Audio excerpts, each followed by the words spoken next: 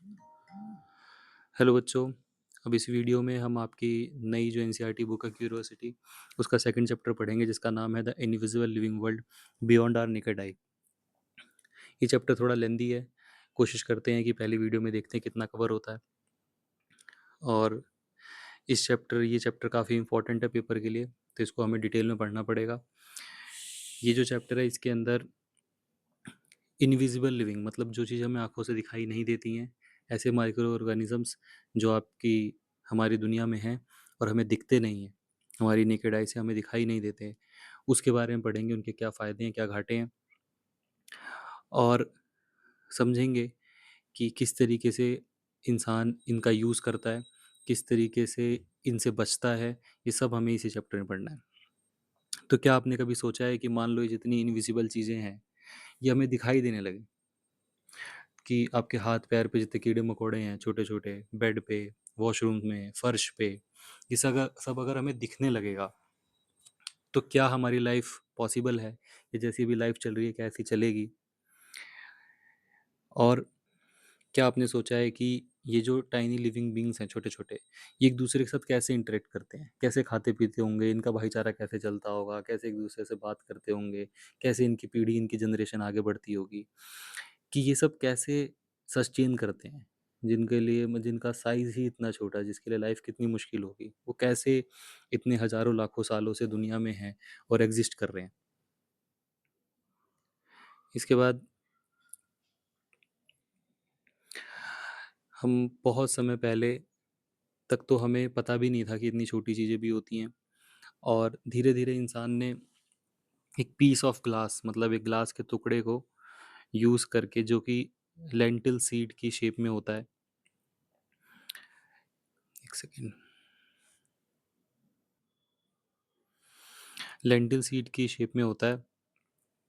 इसी से वर्ड इसको मिला लेंस। एक लेंस का इजाद किया जिसकी वजह से छोटी-छोटी चीज़ें हमें बड़ी दिखाई देने लगी। धीरे-धीरे इसको बहुत ज़्यादा पावरफुल बनाया गया और हमने एक ऐसी दुनिया को एक्सप्लोर करा जो हज़ारों लाखों सालों से हमसे दूर थी। मतलब हमारे पास होते हुए भी हमें पता नहीं था कि कुछ ऐसा भी एग्ज़िस्ट करता है। आपने और क्लासेस में बहुत तरीके की लिविंग बीइंग्स की वैराइटीज़ पढ़ी हैं, और आपने जाना है कि प्लांट्स, एनिमल्स कितने तरीके के होते हैं। ये हर शेप के हैं, साइज़ के हैं, कलर्स के हैं, है ना? तो इसी तरीके से मतलब ये जैसे जो ये प्लांट और एनिमल हैं, इनको नॉर्मली हम ऑर्गेनिज़म्स बोलते हैं, ठीक है? अब लेकिन क्या आपने कभी सोचा है कि आपकी आँखों से आपके आस-पास कौन-सा ऐसा ऑर्गेनिज़्म है, सबसे छोटा ऑर्गेनिज़्म जिसको आप देख सकते हैं? क्या आपने ऑब्ज़र्व करा कि कितनी छोटी चीज़ आपकी आँखों के द्वारा देखी जा सकती है? कोई लिमिट है आँख की, इंसानों की, कि इससे छोटा हम नहीं देख सकते, कि वो साइज़ कितना है? ये भी हमें पता होना चाहिए। अब जैसे कि आपने साइंस लैब में देखा होगा, राउंड बॉटम फ्लास्क, एक इस शेप का, 1 सेकंड, फ्लास्क आपने देखा होगा कि ऐसे करके एक फ्लास्क होता है शीशे का। इसको अगर आप कॉर्क से इसका मुँह को ढक दें, बंद कर दें, कॉर्क आप जो लकड़ी का एक ढक्कन जैसा होता है उससे आपने उसको ढक दिया। अब उस फ्लास्क को एक खुली किताब के ऊपर रखिए और उस फ्लास्क के थ्रू उन लेटर्स को देखिए। जैसे आपको इस फ़ोटो में दिखाई दे रहा है कि छोटी-छोटी इमेजेस बड़ी होके दिखाई देने लगती हैं। तो यही एक बेसिक आइडिया है लेंस को बनाने का, मैग्नीफाइंग लेंस को बनाने का, माइक्रोस्कोप को बनाने का, जिससे कि हम छोटी चीज़ों को बड़ा देख सकते हैं। इसी तरीके से घर पे आप इसका इस्तेमाल करके, शीशे की चीज़ का इस्तेमाल करके, जैसे आपके घर में मान लो चींटी है, उसको देखने की कोशिश करिए बिना उसको हार्म करे, कि क्या उसकी बॉडी और बड़ी दिखाई दे रही है, और क्लियर-क्लियर उसके पैर, हाथ-पैर आपको दिखाई दे रहे हैं। फिर आगे चल के 1665 में, 1665 में एक साइंटिस्ट हुए जिनका नाम था रॉबर्ट हुक। इन्होंने एक बुक पब्लिश करी जिसका नाम था माइक्रोग्राफिया।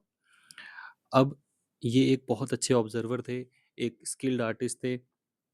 इन्होंने एक माइक्रोस्कोप बनाया, टूटा-फूटा सा, मतलब एक अच्छा-सा एक बेस टाइप बनाया, जिसकी मदद से इन्होंने चीज़ों को 200 से 300 गुना बड़ा देखने की एक नई टेक्नोलॉजी इजाद करी, तो लोग उससे 200 से 300 गुना चीज़ों को बड़ा-बड़ा देख सके। फिर उन्होंने एक कॉर्क का स्लाइस लिया, कॉर्क वही मैं कह रहा हूँ लकड़ी का एक टुकड़ा होता है, उसका एक स्लाइस लिया पतला-सा, और उसके थ्रू उसने उन्होंने माइक्रोस्कोप देखा तो उनको दिखाई दिया कि उसके अंदर एक हनीकॉम्ब की तरह, मधुमक्खी के जाल की तरह जिसमें मधुमक्खी रहती है, उस तरीके से उनको पैटर्न दिखाई दिए। तो उन्होंने उस स्पेस को सेल बोला। यहाँ से वर्ड सेल निकल के आया, सेल आप पढ़ भी चुके हैं छोटी क्लासेस में, कि ऑर्गेनिज्म की लाइफ की सबसे छोटी फंडामेंटल यूनिट जो होती है उसको सेल बोलते हैं। इसी सेल से मिलके सारे लिविंग ऑर्गेनिजम्स बने हैं। तो उस हनीकॉम्ब को पैटर्न को देख के उसने तो उसका नाम सेल रख दिया। फिर आगे चल के उसके कुछ ही टाइम बाद एक और साइंटिस्ट आए, एंटोनी वैन ल्यूवेनहुइक, जो भी इनका नाम है, एक डच साइंटिस्ट थे। इन्होंने और बेटर माइक्रोस्कोप बनाया, जिसकी वजह से आगे चल के इनको फादर ऑफ माइक्रोबायोलॉजी बोला गया। तो ये एक नंबर में क्वेश्चन आ सकता है कि who is father of microbiology? तो आपको ये वाला नाम लिखना है, ठीक है? 1 सेकंड। ओके, अब इन्होंने जो बनाया वो देखने में कुछ ऐसा था। ये पहला या फिर थोड़ा-सा एडवांस जो फर्स्ट उन्होंने बनाया था वो माइक्रोस्कोप है, जो उस समय पे फर्स्ट टाइम बना था काइंड ऑफ। आज के समय के माइक्रोस्कोप आपने लैब में देखे हैं, अब तो इलेक्ट्रॉनिक माइक्रोस्कोप आ गए, लाइट वाले आ गए कि आपको उसके अंदर आँख लगा के भी नहीं देखना, बाहर डिस्प्ले पे दिखाई देता है। लेकिन शुरुआती दौर पे माइक्रोस्कोप कुछ इस तरीके का हमें दिखता था।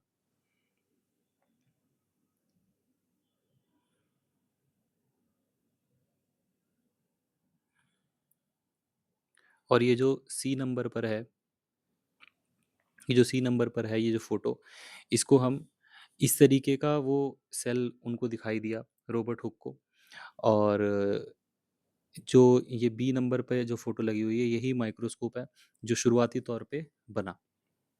ठीक है, आज के समय के माइक्रोस्कोप जो हैं वो बहुत ही अलग हैं और काफ़ी एडवांस हैं। डिस्प्ले पे हम चीज़ों को देख सकते हैं, हमें उसमें काफ़ी देर तक सेट भी नहीं करना पड़ता है बहुत कुछ। पहले से ही प्री प्लान्ड स्लाइड्स आती हैं, प्री प्लान्ड उनकी एडजस्टमेंट आती है। और अब जो है काफ़ी एडवांस हो गया, लेकिन शुरू में हमको माइक्रोस्कोप कुछ ऐसा देखने को मिलता था। फिर थोड़ा-सा अगर हम सेल पढ़ें कि भाई सेल क्या है? सेल की बेसिक डेफिनेशन है कि all living beings are made up of cell. अब सेल क्या है ना, जैसे आपने पढ़ा होगा सेल के अंदर न्यूक्लियस होता है, तो न्यूक्लियस सबसे छोटा क्यों नहीं है? तो इस तरीके से समझ सकते हो कि न्यूक्लियस अपने आप में लाइफ को सस्टेन नहीं करता, मतलब अगर न्यूक्लियस को सेल के बाहर निकालोगे तो वो मर जाएगा। बट सेल अपने आप में इंडिविजुअली जी सकता है, जीवित है वो, ठीक है? तो सेल के अंदर न्यूक्लियस है, माइटोकॉन्ड्रिया और दुनिया भर की चीज़ें जो कि आप आगे अभी चैप्टर्स में पढ़ोगे। तो सेल अपने आप में लिविंग बीइंग है। उसी सेल से मिलके टिश्यू बनते हैं। टिश्यू फिर एक लिविंग की तरह बिहेव करता है। टिश्यूज़ मिलके फिर एक ऑर्गन बनाते हैं, फिर ऑर्गन एक जीता जागता महसूस होता है। फिर वो सारे ऑर्गन मिलके एक पर्टिकुलर ऑर्गन सिस्टम बनाते हैं, जैसे आपका डाइजेस्टिव सिस्टम एक ऑर्गन सिस्टम है, आपका एक्सक्रीटरी सिस्टम एक ऑर्गन सिस्टम है। ये सारे ऑर्गन सिस्टम मिलके फिर एक ऑर्गेनिज्म बनाते हैं। तो हम कह सकते हैं कि ऑर्गेनिज्म की या फिर लाइफ की जो फंडामेंटल यूनिट है, वो सेल है। ठीक है? तो cell is a basic fundamental unit of life which can be seen with the help of microscope. जो एटम होता है, आपने एटम वर्ड भी पढ़ा हुआ है, वो भी बहुत छोटा होता है, पर वो सेल से तो बहुत ही छोटा है। इवन एटम को हम अभी तक हम सही से देख भी नहीं पाए हैं। बट एटम लिविंग बीइंग नहीं है। तो कोई पूछेगा कि फंडामेंटल यूनिट ऑफ लाइफ क्या है? तो वो सेल है। But fundamental unit of matter क्या है? कि चीज़ जिससे बनती है, वो एटम है। तो एटम अलग चीज़ है, सेल अलग चीज़ है। अब सेल को देखने के लिए यहाँ पर एक्टिविटी लिखी हुई है कि एक अनियन बल्ब आपको लेना है और उसको साफ़ करना है। साफ़ करने के बाद उसको वर्टिकली काटना है। काटने के बाद उसमें से प्याज़ में आपने देखा होगा कि एक पतली थिन पॉलीथीन की तरह पन्नी सी एक परत निकलती है। उसको फ़ोर्सेप्स से निकालना है। फ़ोर्सेप ये जो हाथ में आप चिमटी से देख रहे हैं, इसको फ़ोर्सेप बोलते हैं। और अनियन पील निकालने के बाद उसको पेट्री डिश में रखना है। पेट्री डिश जो होती है वो ऐसे शीशे की एक प्लेट सी होती है छोटी-सी, लैब में आप देखेंगे। पेट्री डिश के अंदर सैफ़्रनिन, मतलब कि एक रेड कलर का एक डाई की तरह रंग आता है, ठीक है? उसके अंदर डालेंगे और उस अनियन को, अनियन की जो स्लाइड आपने निकाली है, उसको 30 सेकंड के लिए उस कलर के अंदर डालेंगे। ये भी क्वेश्चन आता है कि कलर क्यों डालते हैं हम? क्योंकि वो व्हाइट कलर का है, तो मतलब ट्रांसपेरेंट है, व्हाइट कलर भी नहीं है, तो वो माइक्रोस्कोप के अंदर सही से दिखेगा नहीं। तो जब हम उसमें डाई मिक्स कर देते हैं, तो उसकी जो बाउंड्रीज़ होती हैं, बाउंड्रीज़ विज़िबल हो जाती हैं। तो इसलिए उसको हम उसको डाई के अंदर मतलब कलर के अंदर मिक्स करते हैं। इससे उसको एक पिंकिश कलर मिलता है जिसकी वज़ह से हमें साफ-साफ दिखाई देता है। अब ब्रश की मदद से जो एक्स्ट्रा कलर है उसको हम हटाते हैं। उसको वाटर से रिंस करके एक्स्ट्रा स्टेन को हटा देते हैं और पूरे ब्रश को अच्छे से फैलाते हैं। सॉरी, उस अनियन पील को अच्छे से ब्रश की मदद से फैलाया जाता है। इसके बाद जो आपका वो जो अनियन पील है उसको क्या करें, ग्लास स्लाइड ऐसे शीशे की एक रेक्टेंगुलर शेप में एक स्लाइड होती है छोटी सी, उसके ऊपर उसको फैलाएंगे और ध्यान देंगे कि वो फोल्ड ना हो, वो टूटे ना, जो आपने स्लाइड बनाई है।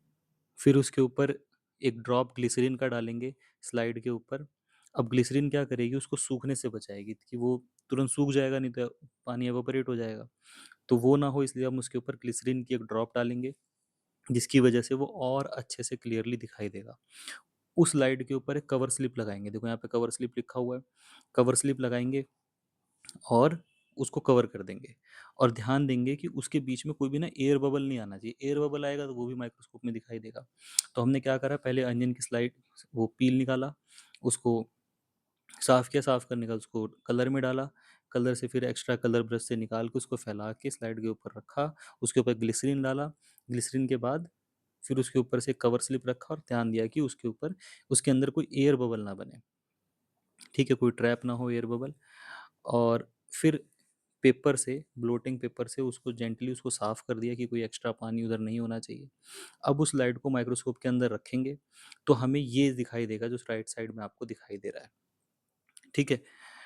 अब इसमें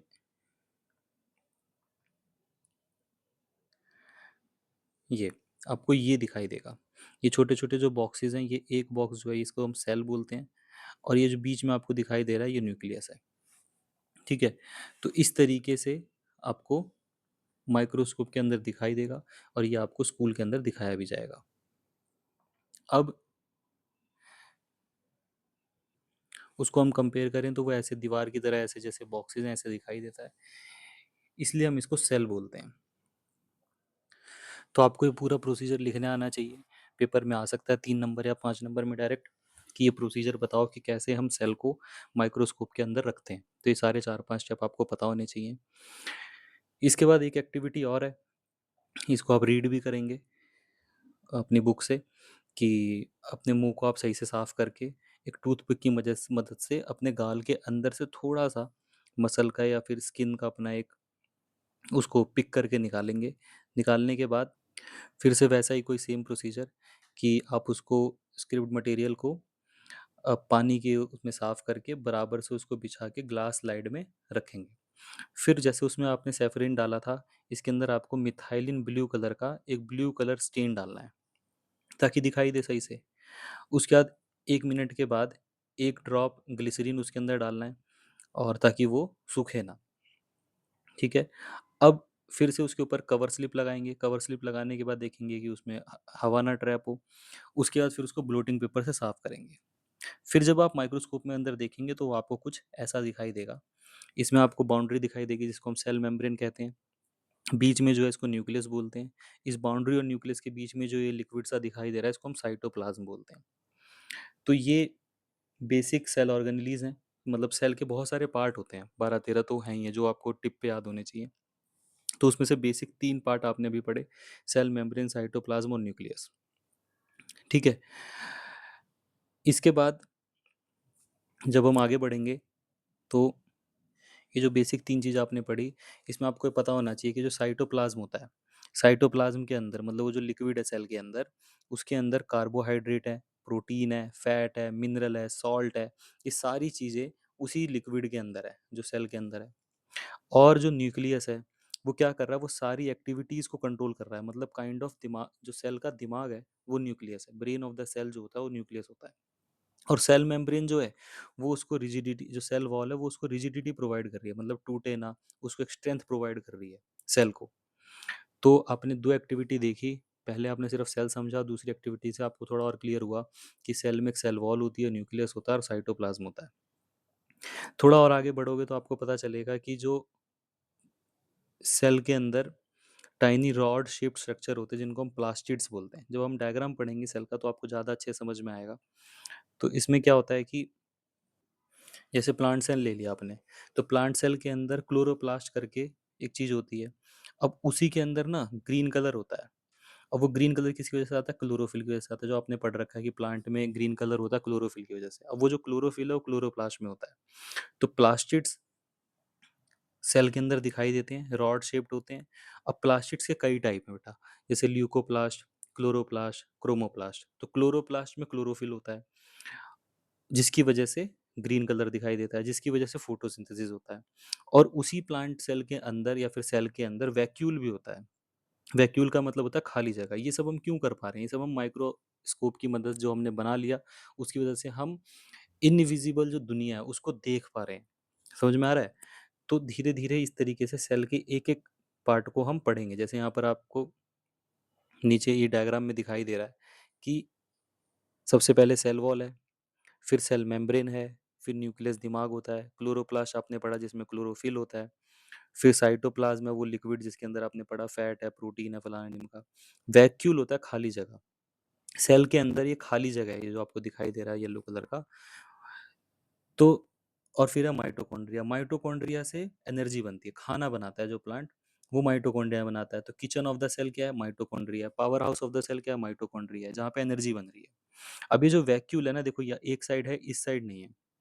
तो लेफ्ट साइड वाला जो है वो एनिमल सेल है, राइट साइड वाला जो है ये प्लांट सेल है, बी वाला देखो यहाँ लिखा हुआ है।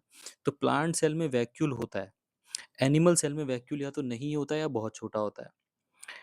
तो डिफरेंस भी आएगा कि सेल क्या होता है, फिर डिफरेंस भी बताओ कि भाई प्लांट सेल और एनिमल सेल में क्या डिफरेंस है। तो वो सारे पार्ट्स आपको पता होने चाहिए, फिर ये पता होना चाहिए कि प्लांट सेल में क्या है, क्या नहीं है। ये आपको डायग्राम भी ड्रॉ करने आना चाहिए और डिफरेंस भी आपको बनाने आना चाहिए। फिर हम सेल के वेरिएशन और शेप्स पढ़ेंगे, तो वो अगली वीडियो में पढ़ेंगे और फिर चैप्टर कंटिन्यू करेंगे। अभी के लिए आप इस वीडियो को 2-3 बार रिपीट करके देखो, हो सकता है कि लास्ट में बहुत सारा डाटा एकदम से बहुत जल्दी-जल्दी आया, तो आप इसको 1-2 बार देखोगे तो आपको समझ में आएगा। बहुत डिटेल में आपको सेल के सारे पार्ट पता होने चाहिए, उसके फंक्शन पता होने चाहिए। बेसिकली चैप्टर यहीं से शुरू हो रहा है। तो कोई भी अगर आपको डाउट हो तो आप कमेंट कर सकते हैं। थैंक यू, धन्यवाद। अपना ध्यान रखिए। बाय-बाय।